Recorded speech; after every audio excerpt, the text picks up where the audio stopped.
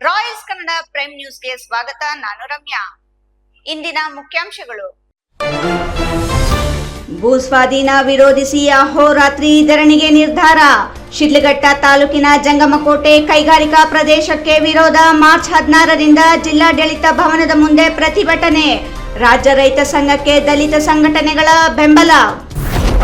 ಮುಷ್ಕರ ವಾಪಸ್ ಪಡೆದ ವೈದ್ಯರು. ವಿವಿಧ ಬೇಡಿಕೆಗಳ ಈಡೇರಿಕೆಗೆ ಆಗ್ರಹಿಸಿ ಸೇವೆ ಸ್ಥಗಿತಗೊಳಿಸಲು ನಿರ್ಧರಿಸಿದ್ದ ವೈದ್ಯಕೀಯ ಸಿಬ್ಬಂದಿ. ಸರ್ಕಾರದ ಭರವಸೆಯಿಂದ ಹೋರಾಟ ವಾಪಸ್. ಶಿಡ್ಲಘಟ್ಟ ಸಾರ್ವಜನಿಕ ಆಸ್ಪತ್ರೆಯಲ್ಲಿ ಕರ್ತವ್ಯಕ್ಕೆ ಹಾಜರು.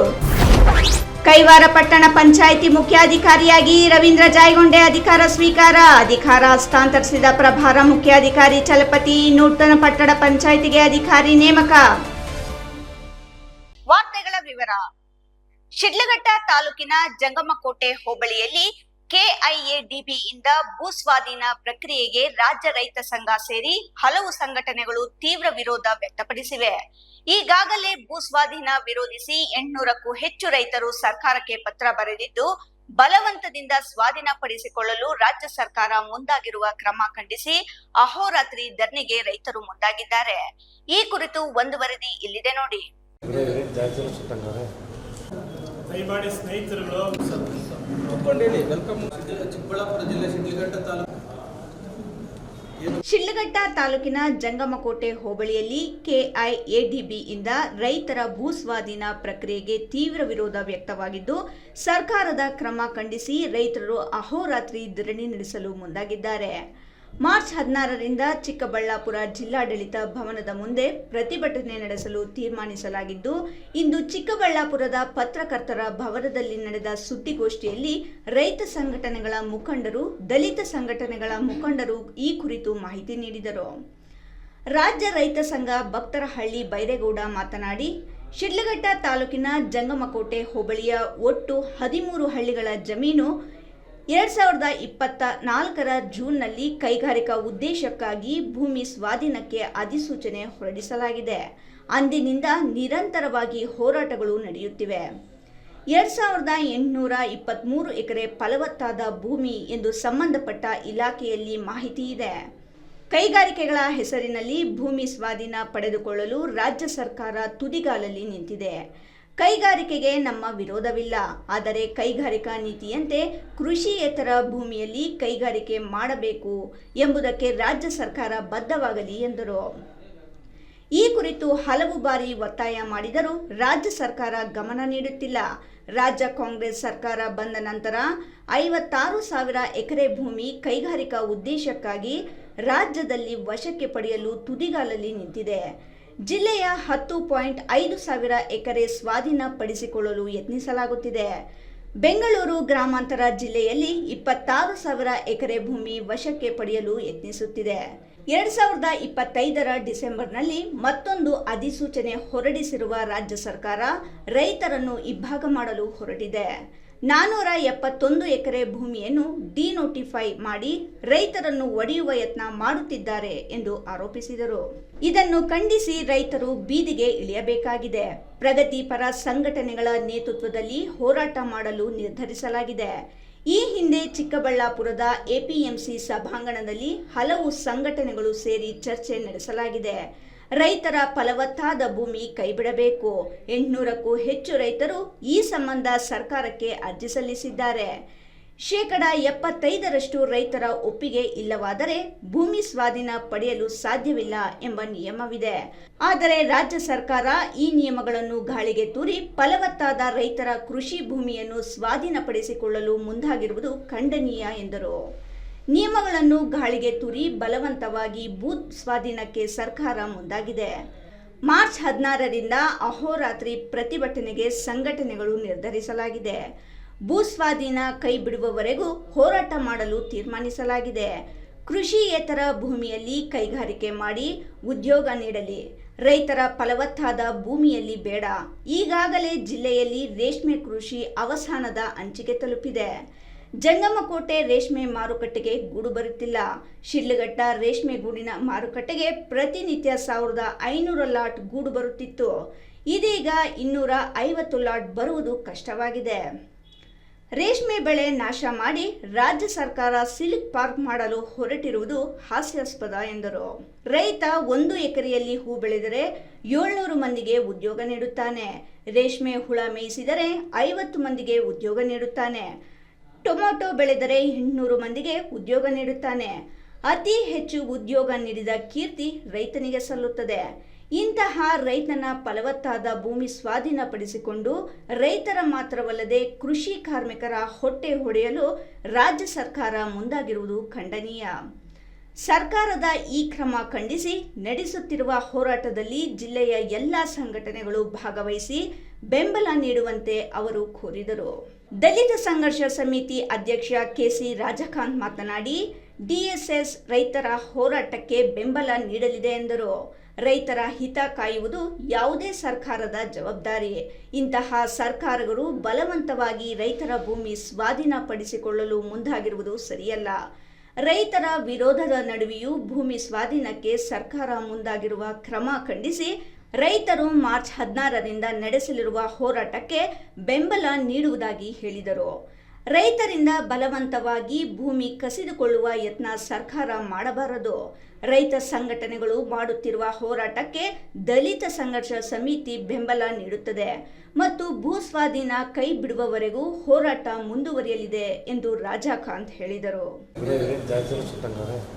ವಿವಿಧ ಬೇಡಿಕೆಗಳನ್ನು ಈಡೇರಿಸಲು ಆಗ್ರಹಿಸಿ ಆರೋಗ್ಯ ಇಲಾಖೆಯ ವೈದ್ಯರು ಮತ್ತು ಸಿಬ್ಬಂದಿ ಮಾರ್ಚ್ 11ರಿಂದ 15ರವರೆಗೆ ಕಪ್ಪು ಪಟ್ಟಿ ಧರಿಸಿ ಅನಿರ್ದಿಷ್ಟ ಅವಧಿ ಮುಷ್ಕರ ನಡೆಸಲು ತೀರ್ಮಾನಿಸಿದ್ದು, ಸರ್ಕಾರದ ಮಟ್ಟದಲ್ಲಿ ಕೆಲ ಬೇಡಿಕೆಗಳನ್ನು ಈಡೇರಿಸಲು ಸಮ್ಮತ ವ್ಯಕ್ತಪಡಿಸಿದ ಹಿನ್ನೆಲೆಯಲ್ಲಿ ಶಿಡ್ಲಘಟ್ಟ ತಾಲೂಕಿನಲ್ಲಿ ವೈದ್ಯರು ಮತ್ತು ಸಿಬ್ಬಂದಿ ಕರ್ತವ್ಯಕ್ಕೆ ಹಾಜರಾದರು. ವಿವಿಧ ಬೇಡಿಕೆಗಳನ್ನು ಈಡೇರಿಸಲು ಆಗ್ರಹಿಸಿ ಆರೋಗ್ಯ ಇಲಾಖೆಯ ವೈದ್ಯರು ಮತ್ತು ಸಿಬ್ಬಂದಿ ಮಾರ್ಚ್ 11ರಿಂದ 15ರವರೆಗೆ ಕಪ್ಪು ಪಟ್ಟಿ ಧರಿಸಿ ಅನಿರ್ದಿಷ್ಟ ಅವಧಿ ಮುಷ್ಕರ ನಡೆಸಲು ತೀರ್ಮಾನಿಸಿದ್ದು, ಸರ್ಕಾರದ ಮಟ್ಟದಲ್ಲಿ ಕೆಲ ಬೇಡಿಕೆಗಳನ್ನು ಈಡೇರಿಸಲು ಸಮ್ಮತ ವ್ಯಕ್ತಪಡಿಸಿದ ಹಿನ್ನೆಲೆಯಲ್ಲಿ ಶಿಡ್ಲಘಟ್ಟ ತಾಲೂಕಿನಲ್ಲಿ ವೈದ್ಯರು ಮತ್ತು ಸಿಬ್ಬಂದಿ ಕರ್ತವ್ಯಕ್ಕೆ ಹಾಜರಾದರು.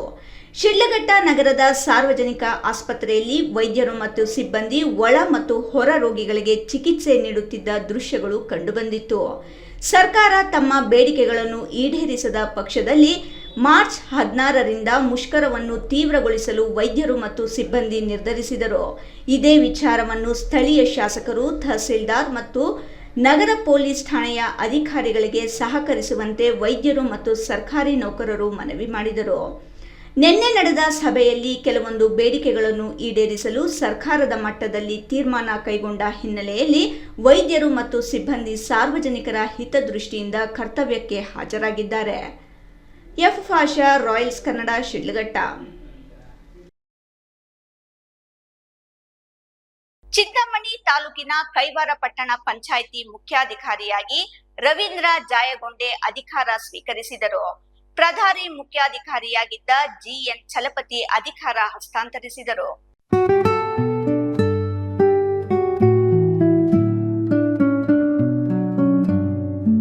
ಚಿಂತಾಮಣಿ ತಾಲೂಕಿನ ಕೈವಾರ ಪಟ್ಟಣ ಪಂಚಾಯಿತಿಗಾಗಿ ಮೇಲ್ದರ್ಜೆಗೇರಿಸಿದ್ದು, ಕೈವಾರ ಮತ್ತು ಮಸ್ತೇನಹಳ್ಳಿ ಗ್ರಾಮ ಪಂಚಾಯಿತಿ ವ್ಯಾಪ್ತಿಯ ಪ್ರದೇಶಗಳ ಅಭಿವೃದ್ಧಿಗಾಗಿ ಶ್ರಮಿಸಲಾಗುವುದು ಎಂದು ಕೈವಾರ ಪಟ್ಟಣ ಪಂಚಾಯಿತಿ ನೂತನ ಮುಖ್ಯಾಧಿಕಾರಿ ರವೀಂದ್ರ ಜಾಯಗೊಂಡೆ ಹೇಳಿದರು.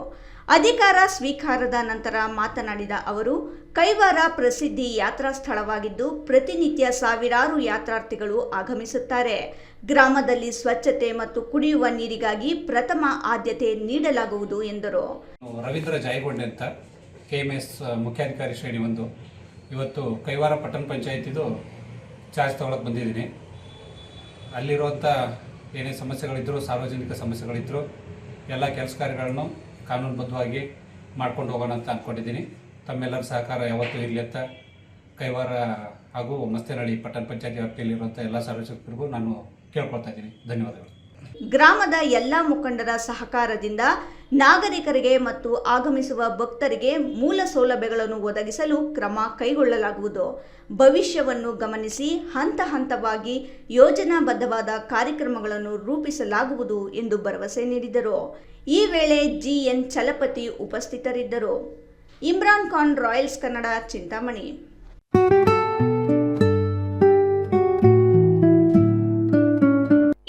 ಸಣ್ಣದೊಂದು ವಿರಾಮದ ನಂತರ ರಾಯಲ್ಸ್ ಕನ್ನಡ ಪ್ರೈಮ್ ನ್ಯೂಸ್ ಮುಂದುವರಿಯುತ್ತದೆ. ಪ್ರಿಯ ವೀಕ್ಷಕರೇ, ಇವತ್ತು ನಮ್ಮ ದೈವಿ ಶಕ್ತಿ ಸಂಸ್ಥಾನದಿಂದ ಪ್ರತಿಷ್ಠಾಪಿಸಿ ಸಿದ್ಧಿ ಮಾಡಲಾಗಿರುವ ಕರುಂಗಲಿ ಮಾಲೆ ಮತ್ತು ಬ್ರಾಸ್ಲೈಟ್ ನಿಮಗಾಗಿ ತಲುಪಿಸಲಾಗುತ್ತಿದೆ. ನಮ್ಮ ಕರುಂಗಲಿ ಮಾಲೆಯನ್ನ ಭಾರತದ ಮಾಜಿ ಪ್ರಧಾನಮಂತ್ರಿಗಳಾದ ಇಂದಿರಾ ಗಾಂಧಿ ಅವರಿಂದ ಹಿಡಿದು ಈಗಿನ ಸ್ಟಾರ್ ನಟರಾದ ಧನುಷ್ ರವರು ಕೂಡ ಧರಿಸಿ ಅಷ್ಟೈಶ್ವರ್ಯಗಳನ್ನು ಪಡೆದಿದ್ದಾರೆ. 8mm ಸರ್ಟಿಫೈಡ್ ಕರುಂಗಲಿ ಮಾಲೆಯನ್ನ ಎಬೋನಿ ಮರದ ತುಂಡುಗಳಿಂದ ಡಾರ್ಕ್ ಬ್ರೌನ್ ಬಣ್ಣದಿಂದ ಚೆಕ್ ಮಾಡಬಹುದು. ದಿವ್ಯ ಶಕ್ತಿ ಕರುಂಗಲಿ ಮಾಲೆಯನ್ನ ಧರಿಸೋದ್ರಿಂದ ಅಥವಾ ಮನೆ ಮತ್ತು ಅಂಗಡಿಗಳಲ್ಲಿ ಪ್ರತಿಷ್ಠಾಪಿಸೋದ್ರಿಂದ ಸಾಲಬಾಧೆ, ಕಾಲಸರ್ಪ, ದೃಷ್ಟಿದೋಷ, ಮಕ್ಕಳ ವಿದ್ಯಾಭ್ಯಾಸ, ಅನಾರೋಗ್ಯ, ಮನೆಯಲ್ಲಿ ಅಶಾಂತಿ ಮುಂತಾದ ಸಾಕಷ್ಟು ಸಮಸ್ಯೆಗಳಿಂದ ಮುಕ್ತಿ ಮಾಡಿ ನೆಗೆಟಿವ್ ಎನರ್ಜಿಯನ್ನ ದೂರ ಮಾಡಿ ಮೆದುಳಿನ ನರತಂತುಗಳ ಮೇಲೆ ಪ್ರಭಾವ ಬೀರಿ ಅಗೋಚರ ಪ್ರಯೋಜನಗಳನ್ನು ಪಡೆಯಿರಿ. ಟಿವಿ ಸ್ಕ್ರೀನ್ ಮೇಲೆ ಕಾಣುವ ನಂಬರ್ಗೆ ಈಗಲೇ ಆರ್ಡರ್ ಮಾಡಿ.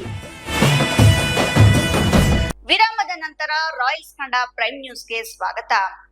ಸರ್ಕಾರಿ ಜಮೀನು ಒತ್ತುವರಿ ಮಾಡಿಕೊಂಡು ಅದರಲ್ಲಿ ಅಂಗಡಿಗಳನ್ನು ನಿರ್ಮಾಣ ಮಾಡಿ ಮಾರಲಾಗಿದ್ದು, ಈ ಕುರಿತು ಸರ್ವೆ ನಡೆಸಿರುವ ಅಧಿಕಾರಿಗಳು ಇದನ್ನು ಗುರುತಿಸುವಲ್ಲಿ ವಿಫಲರಾಗಿದ್ದಾರೆ. ಹಾಗಾಗಿ ಜಿಲ್ಲಾ ಮಟ್ಟದಲ್ಲಿ ಸರ್ವೆ ನಡೆಸಿ ಸರ್ಕಾರಿ ಜಮೀನು ವಶಕ್ಕೆ ಪಡೆಯುವಂತೆ ಬುರುಡುಗುಂಟೆ ಗ್ರಾಮದ ವೆಂಕಟರಮಪ್ಪ ಎಂಬುವರು ಆರೋಪಿಸಿದ್ದಾರೆ.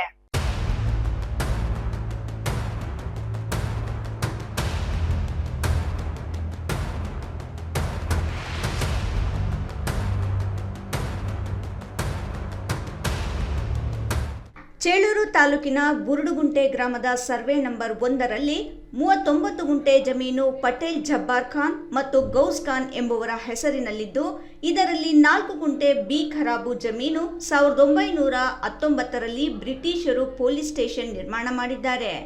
ಈ 4 ಗುಂಟೆ ಬಿ ಖರಾಬಿನಲ್ಲಿ ಅಂಗಡಿಗಳು ನಿರ್ಮಾಣ ಮಾಡಿ 7 ಜನಕ್ಕೆ ಮಾರಾಟ ಮಾಡಿದ್ದಾರೆ. ಇದಕ್ಕೆ ತಹಸೀಲ್ದಾರರು, ಆರ್ಐ, ತಾಲೂಕು ಸರ್ವೇಯರ್ ಸರ್ವೆ ಮಾಡಿ ಇದರ ಪಕ್ಕದಲ್ಲಿರುವ ಕೆರೆ ಅಂಗಳದಲ್ಲಿ ಅಂಗಡಿಗಳು ಮಾಡಿ ಮಾರಾಟ ಮಾಡ್ತಿದ್ದಾರೆ. ಸುಮಾರು ಬಾರಿ ಜಿಲ್ಲಾಧಿಕಾರಿಗಳಿಗೆ, ಚಿಂತಾಮಣಿ ಹಾಗೂ ಚೇಳೂರು ತಹಸೀಲ್ದಾರ್ಗೆ ದೂರು ನೀಡಿದರೂ ಯಾವುದೇ ಕ್ರಮ ವಹಿಸಿಲ್ಲ ಎಂದು ಗ್ರಾಮದ ವೆಂಕಟರಮಣಪ್ಪ ಆರೋಪಿಸಿದ್ದಾರೆ. ನಾನು ವೆಂಕಟರಮಣಪ್ಪ ಅಂತ, ಬುರುಡುಗುಂಟೆ, ಚೇಳೂರು ತಾಲೂಕು, ಚಿಲಕನ್ನೇರು ಹೋಬಳಿ. ನಾವು ಇದುವರೆಗೂ 3 ಸಲ ಸರ್ವೆ ಮಾಡಿಸಿದ್ದೀವಿ. 1919ರಲ್ಲಿ ಬ್ರಿಟಿಷ್ ಕಾಲದಲ್ಲಿ ಪೊಲೀಸ್ ಸ್ಟೇಷನ್ಗೆ ಅಂತ 4 ಗುಂಟೆ ಬಿ ಖರಾಬ್ ಬರ್ಕೊಟ್ಟಿದ್ದಾರೆ. ಬಿಲ್ಡಿಂಗ್ ಇವಾಗಲೂ ಹೆಂಗೆ ಇದೆ. ಪಟೇಲ್ ಜಬ್ಬಾರ್ ಖಾನು, ಗೌಸ್ ಖಾನು ಅಂತ ಅವರಿಬ್ಬರು ಸೇರಿ ಬಿ ಖರಾಬ್ನು 7 ಜನಕ್ಕೆ ಮಾರಿದ್ದಾರೆ. ಆ 7 ಜನ ಅವ್ರದ್ದು ಜಾಗ ಆ ಕಡೆ ಬಿಟ್ಟು ಈ ಬಿ ಖರಾಬನ್ನು ಮಾರಿದ್ದಾರೆ 7 ಜನಕ್ಕೆ. ಮತ್ತೆ 345ರಲ್ಲಿ 8 ಜನಕ್ಕೆ ಕೆರೆಯನ್ನು ಮಾರಿದ್ದಾರೆ. 3 ಸತಿ ನಾನು ಜಿಲ್ಲಾಧಿಕಾರಿಗಳಿಗೆ ಕೊಟ್ಟಿದ್ದೀನಿ, AC ಕೊಟ್ಟಿದ್ದೀನಿ, ಚಿಂತಾಮಣಿ ತಹಸೀಲ್ದಾರ್ ಕೊಟ್ಟಿದ್ದೀನಿ, ಚೇಳೂರು ತಹಸೀಲ್ ಕೊಟ್ಟಿದ್ದೀನಿ. ಯಾರು ಕೊಟ್ಟರು ಏನು ಪ್ರಯೋಜನ ಆಗ್ತಾ ಇಲ್ಲ. ಇವರೆಲ್ಲ ಶಾಮೀಲಾಗಿ ಸರ್ಕಾರ ಜಮೀನನ್ನ ಕಬಲಿಕೆ ಇದು ಮಾಡ್ತಾ ಇದ್ದಾರೆ. ಸರ್ವೆ ನಂಬರ್ 1 345 ಸುಮಾರು ಅಂದ್ರೆ ಒಂದು 8 ಸೈಡಲ್ಲಿ ಮಾರಿದ್ದಾರೆ. ಕೆರೆಯಲ್ಲಿ 345ರಲ್ಲಿ ಒಂದು 20 ಎಕರೆ ಹೊತ್ತು ಮಾಡಿದ್ದಾರೆ. ಎಷ್ಟೋ ಸಲ ನಾವು ಇದು ಮಾಡಿದ್ದೀವಿ, ತಹಸೀಲ್ದಾರ್ ಕೊಟ್ಟಿದ್ವಿ. ಎಲ್ಲ ತಹಸೀಲ್ದಾರು ಇವರೆಲ್ಲ ಶಾಮೀಲಾಗಿ ಸರ್ವೆ ಮಾಡಿಸ್ತಾ ಇಲ್ಲ. ಚೇಳೂರು ತಹಸೀಲ್ದಾರು ನಮಗೆ ಅನಾನುಕೂಲ, ಅವನು ಇಲ್ಲಿಂದ ಟ್ರಾನ್ಸ್ಫರ್ ಮಾಡಬೇಕು ಚೇಳೂರು ತಹಸೀಲ್ದಾರವನ್ನ. ಇತ್ತೀಚಿನ ದಿನಗಳಲ್ಲಿ ಸರ್ವೆ ನಂಬರ್ 1 ಮತ್ತು 345ರ ಜಮೀನುಗಳ ಸರ್ವೆ ಕಾರ್ಯ ಮಾಡದಿರುವುದು ಸೂಕ್ತವಾಗಿಲ್ಲ. ಪುನಃ ಜಿಲ್ಲಾ ಮಟ್ಟದ ಕಂದಾಯ ಅಧಿಕಾರಿಗಳು ನೇತೃತ್ವ ವಹಿಸಿ ಜಿಲ್ಲಾ ಮಟ್ಟದ ಭೂಮಾಪನ ಇಲಾಖೆ ಅಧಿಕಾರಿಗಳಿಂದ ಸರ್ವೆ ಕಾರ್ಯ ನಡೆಸಿ ಸರ್ಕಾರಿ ಜಮೀನನ್ನು ಉಳಿಸಿಕೊಳ್ಳಬೇಕು ಎಂದು ಅವರು ಹೇಳಿದರು. ಇಮ್ರಾನ್ ಖಾನ್, ರಾಯಲ್ಸ್ ಕನ್ನಡ, ಚಿಂತಾಮಣಿ.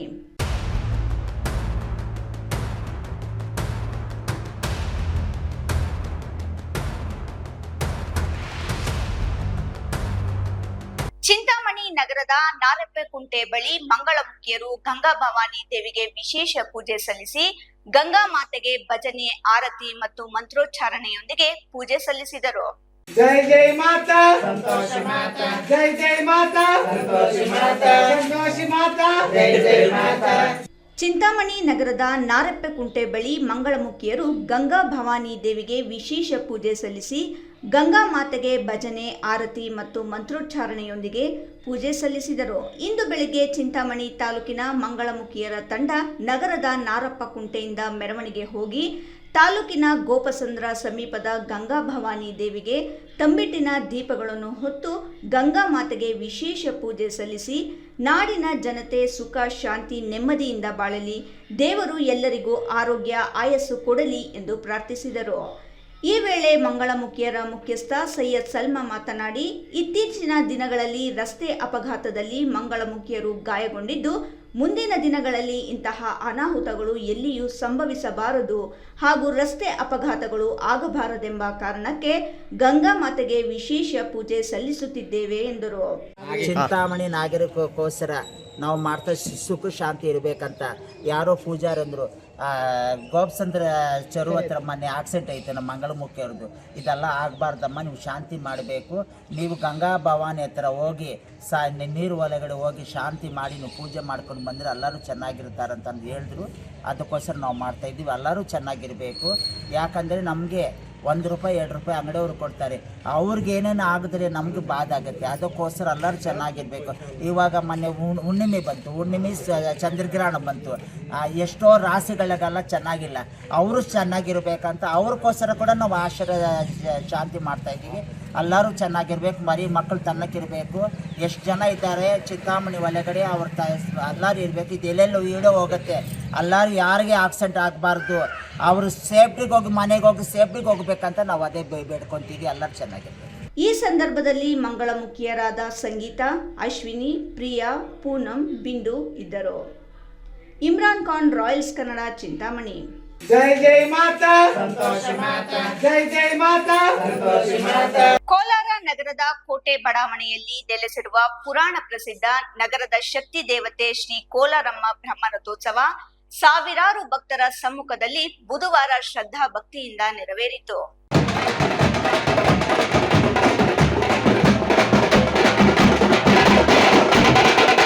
ಕೋಲಾರ ನಗರದ ಕೋಟೆ ಬಡಾವಣೆಯಲ್ಲಿ ನೆಲೆಸಿರುವ ಪುರಾಣ ಪ್ರಸಿದ್ಧ ನಗರದ ಶಕ್ತಿ ದೇವತೆ ಶ್ರೀ ಕೋಲಾರಮ್ಮ ಬ್ರಹ್ಮರಥೋತ್ಸವ ಸಾವಿರಾರು ಭಕ್ತರ ಸಮ್ಮುಖದಲ್ಲಿ ಬುಧವಾರ ಶ್ರದ್ಧಾ ಭಕ್ತಿಯಿಂದ ನೆರವೇರಿತು. ಬ್ರಹ್ಮರಥೋತ್ಸವದ ಅಂಗವಾಗಿ ದೇವಸ್ಥಾನದಲ್ಲಿ ಬೆಳಿಗ್ಗೆಯಿಂದ ವಿವಿಧ ಧಾರ್ಮಿಕ ವಿಧಿವಿಧಾನಗಳು, ವಿಶೇಷ ಪೂಜೆ ನೆರವೇರಿಸಲಾಯಿತು. ತಹಸೀಲ್ದಾರ್ ನಯನ ಸ್ವಾಮಿಯ ದರ್ಶನ ಪಡೆದು ರಥಕ್ಕೆ ಪೂಜೆ ಸಲ್ಲಿಸಿ ಎಳೆಯುವ ಮೂಲಕ ರಥಕ್ಕೆ ಚಾಲನೆ ನೀಡಿದರು. ರಥಕ್ಕೆ ವಿವಿಧ ಬಣ್ಣದ ಪುಷ್ಪಗಳು, ಬೃಹತ್ ಹಾರಗಳು, ಬಾಳೆಕಂದಿನಿಂದ ಶೃಂಗರಿಸಲಾಗಿತ್ತು. ರಥ ಮುಂದೆ ಹೋಗುತ್ತಿದ್ದಂತೆ ಭಕ್ತರು ಜೈಕಾರ ಹಾಕುತ್ತಾ ರಥಕ್ಕೆ ಬಾಳೆಹಣ್ಣು, ದವನ ಸಮರ್ಪಣೆ ಮಾಡುವ ಮೂಲಕ ಭಕ್ತಿ ಮೆರೆದರು. ರಸ್ತೆಗಳಲ್ಲಿ ಭಕ್ತಾದಿಗಳಿಗೆ ಪಾನಕ, ಮಜ್ಜಿಗೆ, ಕೋಸಂಬರಿ ವಿತರಣೆ ಹಾಗೂ ಅನ್ನ ಸಂತರ್ಪಣೆ ಮಾಡಲಾಯಿತು. ಅಂಚೆ ವಿಜಯ್, ರಾಯಲ್ಸ್ ಕನ್ನಡ, ಕೋಲಾರ.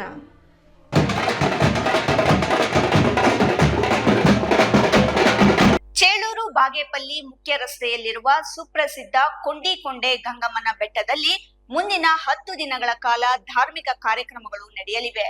ಲೋಕ ಕಲ್ಯಾಣಾರ್ಥವಾಗಿ ಮಹಾವಿಷ್ಣು ಯಾಗ ನಡೆಯಲಿದ್ದು, ಎಲ್ಲಾ ಧಾರ್ಮಿಕ ಕಾರ್ಯಕ್ರಮಗಳು ನಿರಂತರ 10 ದಿನಗಳು ನಡೆಯಲಿವೆ.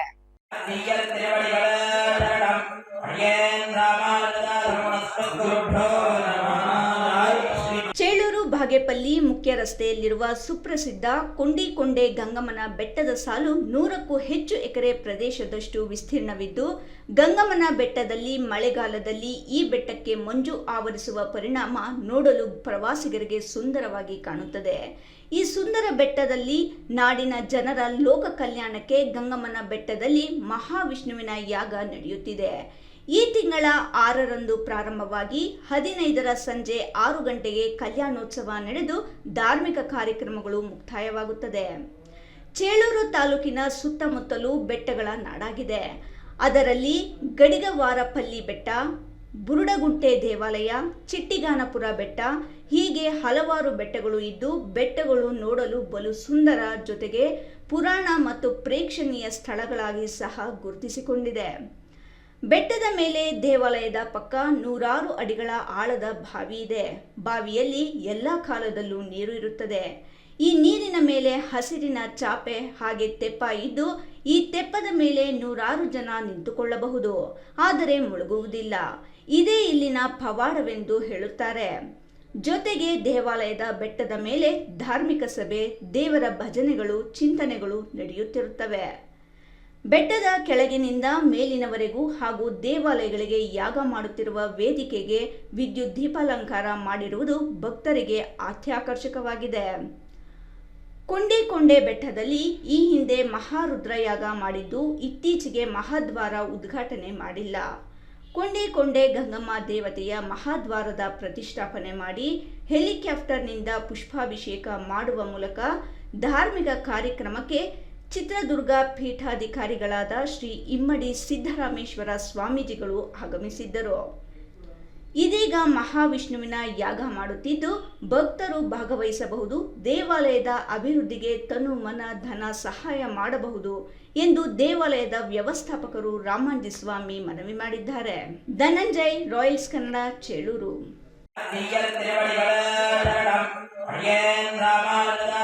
ರಾಜ್ಯ ವಕೀಲರ ಪರಿಷತ್ ಚುನಾವಣೆಗೆ ಶಿಡ್ಲಘಟ್ಟ ತಾಲೂಕಿನಲ್ಲಿ ಶಾಂತಿಯುತ ಮತದಾನ ನಡೆದಿದೆ. ನಗರದ ಜೆಎಂಎಫ್ಸಿ ನ್ಯಾಯಾಲಯದ ಆವರಣದಲ್ಲಿರುವ ವಕೀಲ ಸಂಘದ ಗ್ರಂಥಾಲಯ ಕೊಠಡಿಯಲ್ಲಿ ಮತಗಟ್ಟೆ ಕೇಂದ್ರ ತೆರೆಯಲಾಗಿತ್ತು. ರಾಜ್ಯ ವಕೀಲರ ಪರಿಷತ್ ಚುನಾವಣೆಗೆ ಶಿಡ್ಲಘಟ್ಟ ತಾಲೂಕಿನಲ್ಲಿ ಶಾಂತಿಯುತ ಮತದಾನ ನಡೆದಿದೆ.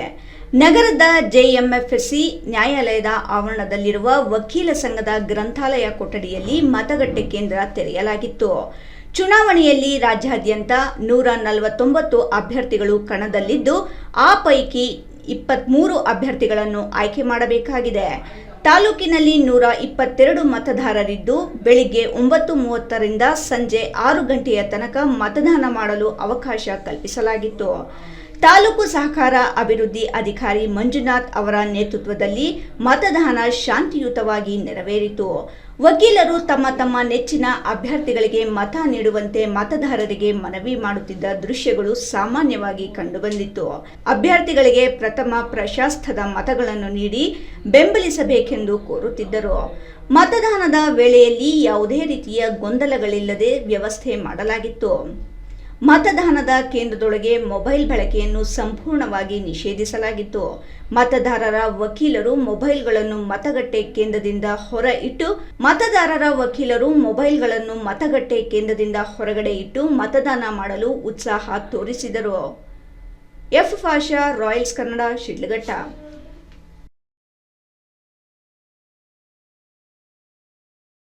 ಇದೀಗ ಮತ್ತೊಮ್ಮೆ ಹೆಡ್ಲೈನ್ಸ್. ಭೂಸ್ವಾಧೀನ ವಿರೋಧಿಸಿ ಅಹೋರಾತ್ರಿ ಧರಣಿಗೆ ನಿರ್ಧಾರ. ಶಿಡ್ಲಘಟ್ಟ ತಾಲೂಕಿನ ಜಂಗಮಕೋಟೆ ಕೈಗಾರಿಕಾ ಪ್ರದೇಶಕ್ಕೆ ವಿರೋಧ. ಮಾರ್ಚ್ 16ರಿಂದ ಜಿಲ್ಲಾಡಳಿತ ಭವನದ ಮುಂದೆ ಪ್ರತಿಭಟನೆ. ರಾಜ್ಯ ರೈತ ಸಂಘಕ್ಕೆ ದಲಿತ ಸಂಘಟನೆಗಳ ಬೆಂಬಲ.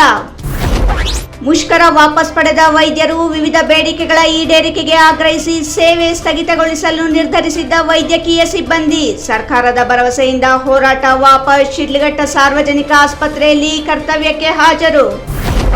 ಕೈವಾರ ಪಟ್ಟಣ ಪಂಚಾಯಿತಿ ಮುಖ್ಯಾಧಿಕಾರಿಯಾಗಿ ರವೀಂದ್ರ ಜಾಯಗೊಂಡೆ ಅಧಿಕಾರ ಸ್ವೀಕಾರ. ಅಧಿಕಾರ ಹಸ್ತಾಂತರಿಸಿದ ಪ್ರಭಾರ ಮುಖ್ಯಾಧಿಕಾರಿ ಚಲಪತಿ. ನೂತನ ಪಟ್ಟಣ ಪಂಚಾಯಿತಿಗೆ ಅಧಿಕಾರಿ ನೇಮಕ. ಇಂದಿನ ವಾರ್ತಾ ಪ್ರಸಾರ ಮುಕ್ತಾಯವಾಯಿತು. ನಮಸ್ಕಾರಗಳು.